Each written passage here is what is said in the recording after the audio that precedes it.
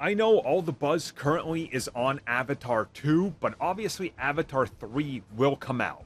But what happens with Avatar 4 and 5, which we know James Cameron would like to put out, although we don't know if he's going to direct them or not, and that hasn't been made very clear by him specifically, but those films also depend on one crucial factor, and that's Avatar 2 and 3 making a boatload of money.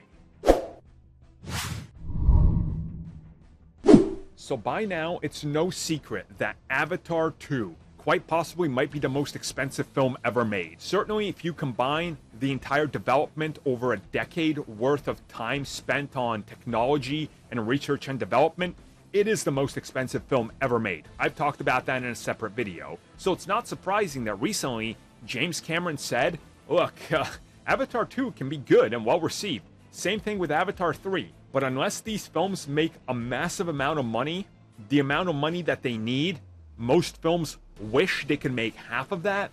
Avatar 3 might be the last one. 4 and 5, not guaranteed. And look, it's a tough one to talk about Avatar because it has its detractors, but it has its fanboys, me being one of them. Again, I see all its faults. Yeah, Smurfs, Dances with Wolves, yeah, that's what the first one is. Again, you could say the same thing about a second one compared to other films, but make no mistake, these films, they're something different. You don't see much, anything really that's like these films, let's be real. And that's by design, and that's because it's James Cameron. And Disney certainly has a vested interest in making sure that this franchise works. And certainly we've seen that there is interest, but they got to be a little quicker about putting these products out, right? They got to have a quicker turnaround. And if Avatar 3 and 4 take a decade to put out, I think you're looking at diminishing returns. They got to put a timetable on them that's not going to be so long. And maybe then, if James Cameron isn't back, because he said he might not do 4 and 5, and they give it to a new director, somebody could do it faster. But then I think you could lose what makes Avatar special in a way. And I think that could be problematic.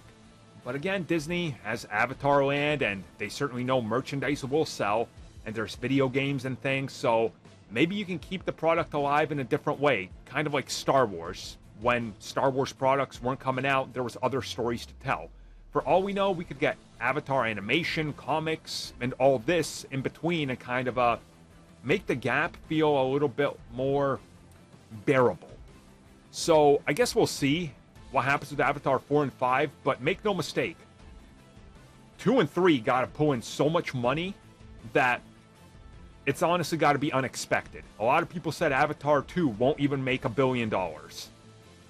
We'll see how it goes, because certainly if it makes less than $1 billion, good luck getting anything after Avatar 3.